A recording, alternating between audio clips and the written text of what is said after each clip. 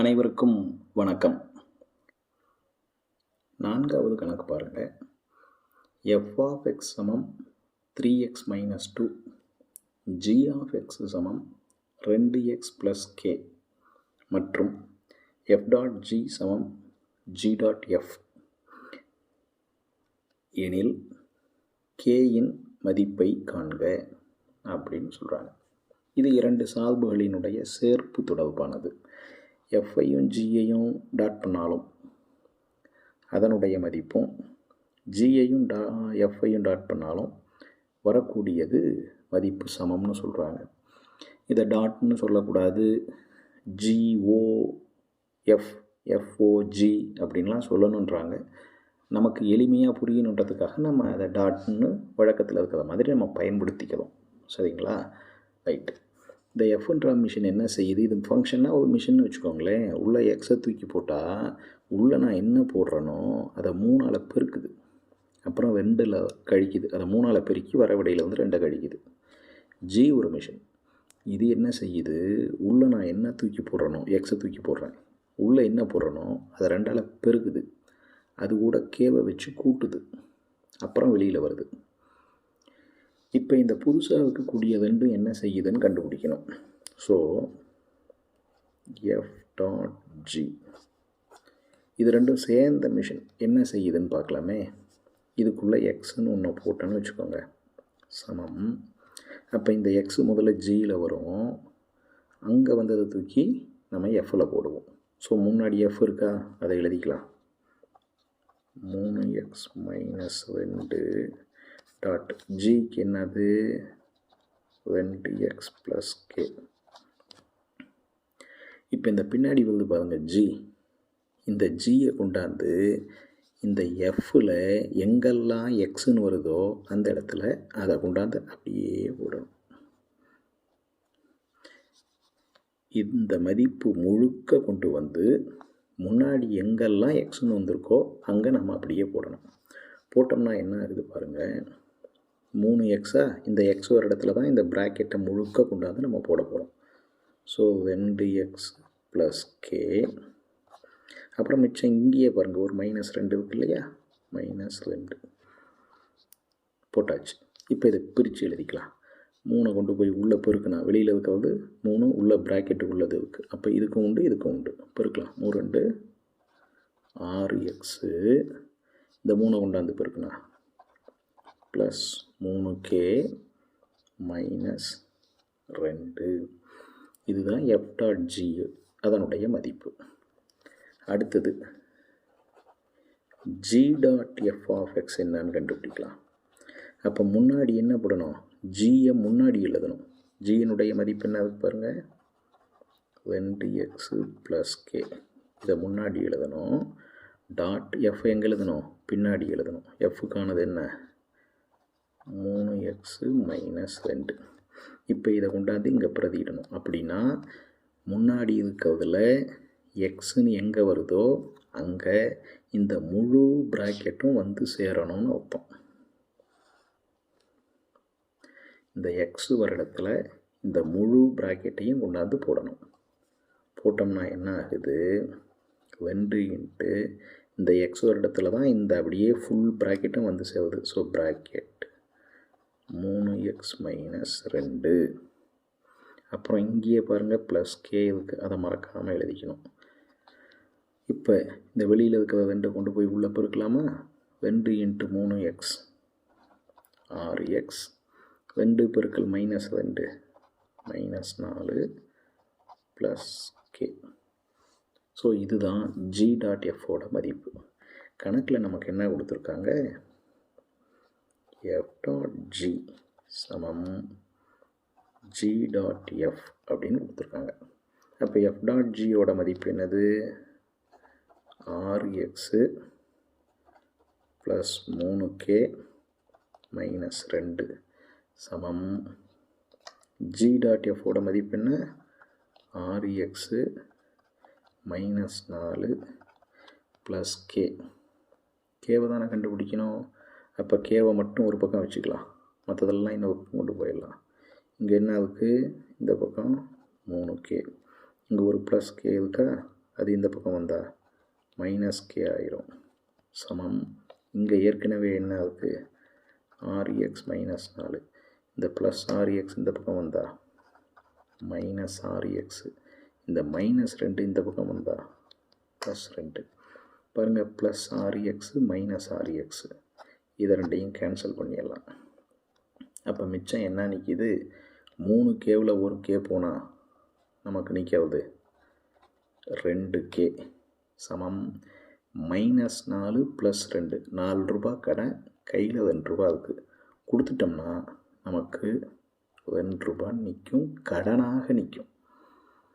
4 ரூபா கடன் மைனஸ் 4, கையில் சம்பாதிச்சு வச்சுருக்கிறது 2, கொடுத்துட்டா கடன் 2.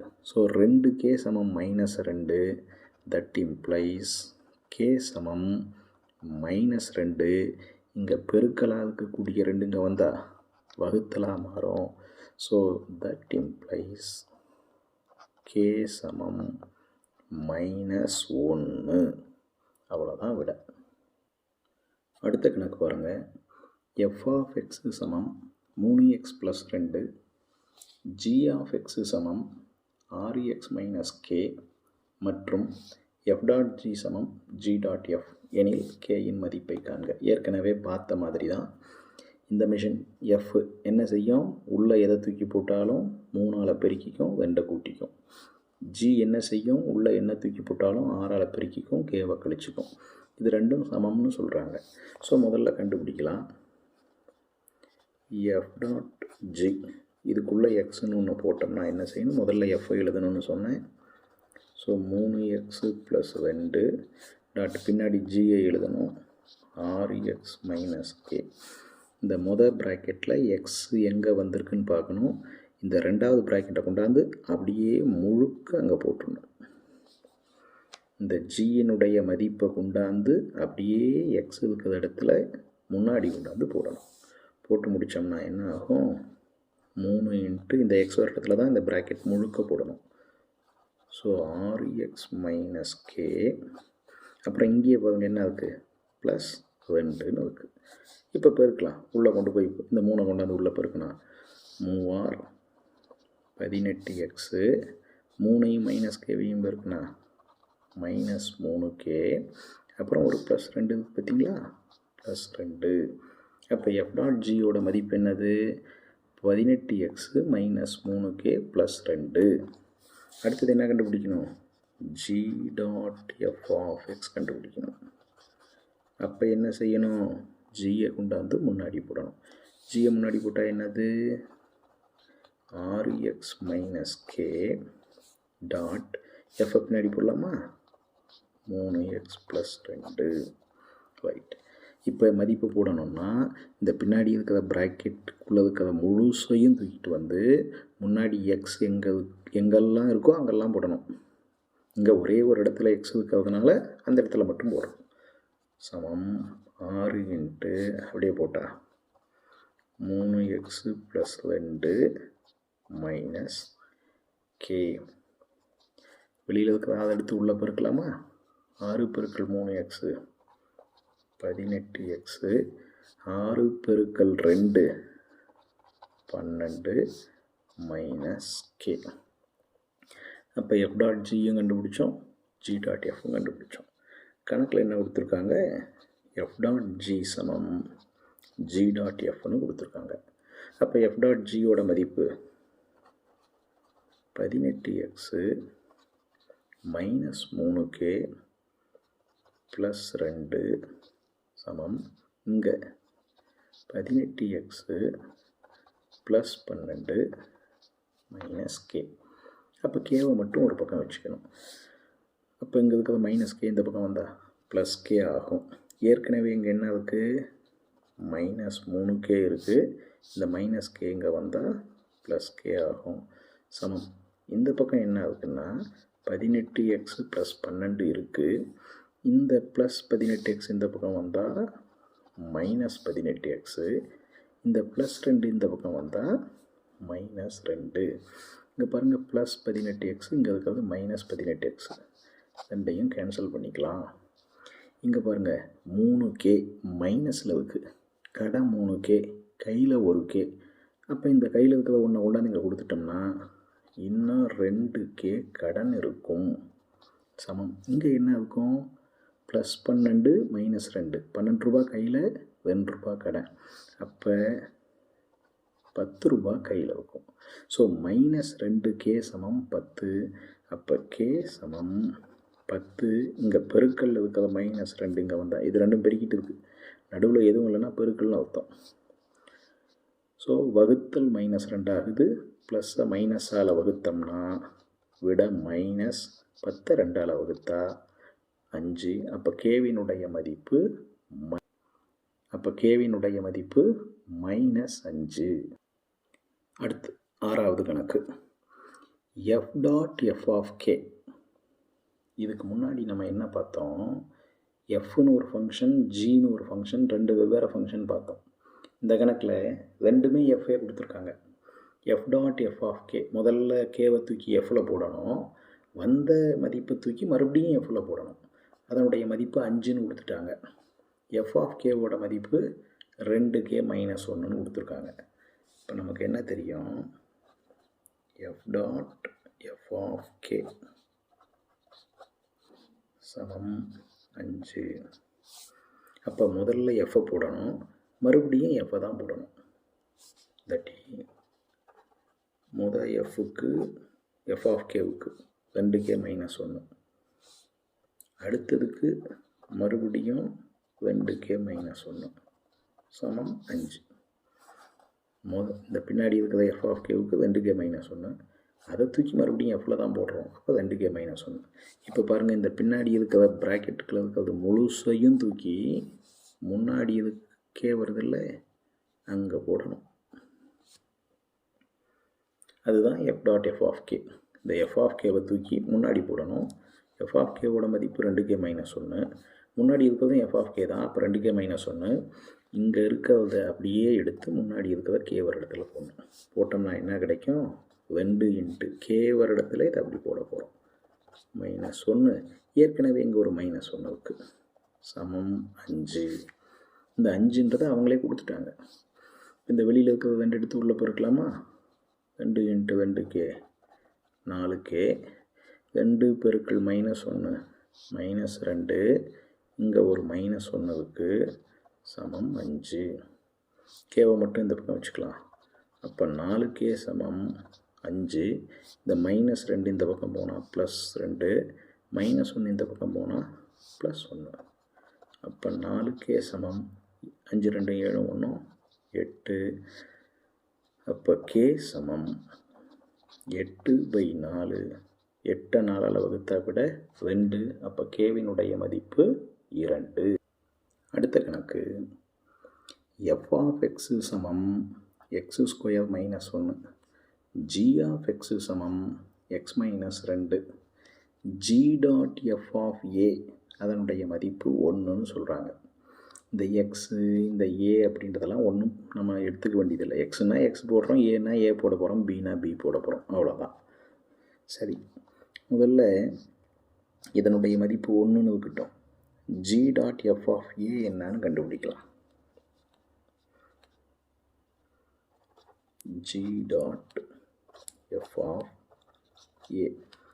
அப்படின்னா என்ன அர்த்தம்? இந்த ஏவை தூக்கி முதல்ல fல போடணும், வந்த விடையை தூக்கி ஜியில் போடணும். நமக்கு கணக்கில் கொடுத்துருக்கிறத எக்ஸ்ன்னு கொடுத்துருக்காங்க. அதை இவங்க என்னவா இங்கே போட்டிருக்காங்க? ஏன்னு போட்டிருக்காங்க. அப்படியே கன்வெர்ட் பண்ணிக்க வேண்டியது தான். ஸோ இங்கே இருக்கிறது a² - 1.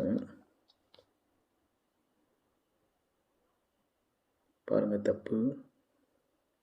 என்ன தப்பு? g.f. g தான் முன்னாடி இருக்கணும், f பின்னாடி இருக்கணும். நம்ம அவசரப்பட்டு கணக்கு போட்டோம்னா அப்படியே இருக்கிறது இதுக்கு முன்னாடி இருக்கிற கணக்கு மாடல்லையே நினச்சி போட்டோம்னா இந்த தப்பு வந்துடும். அப்போ இது தப்பு. முன்னாடி எது வரணும்? g இருக்கணும். பின்னாடி எது இருக்கணும்? f இருக்கணும். அப்போ ஜிக்குரியதை தான் முன்னாடி போடணும். ஸோ ஜிக்குரியது என்ன? x - 2. இந்த இடத்துல எக்ஸுக்கு பதிலாக ஏ வந்திருக்கிறதுனால ஏ -2 எஃப்பை பின்னாடி போடணும். x² -1ன்னு வந்திருக்கு, இங்கே நம்ம ஏன்னு வச்சுருக்கோம். அப்போ a² -1. சரி, இதனுடைய மதிப்பு என்ன வருதுன்னு பார்க்கலாம். இது முன்னாடி இருக்குது, இது அதுக்கு பின்னாடி இருக்குது.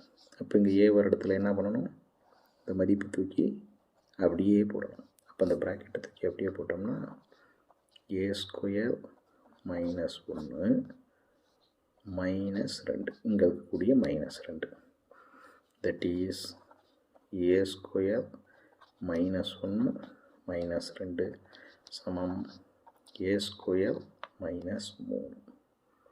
ஆனால் கணக்கில் என்ன கொடுத்துருக்காங்க, g.f(a)வினுடைய மதிப்பு 1ன்னு கொடுத்துருக்காங்க. அப்போ என்ன சொல்லிடலாம், a² -3 சமம் 1. அப்போ a² சமம் 1, இந்த -3 இந்த பக்கம் போனால் +3 சமம் 4. அப்போ a சமம் √4.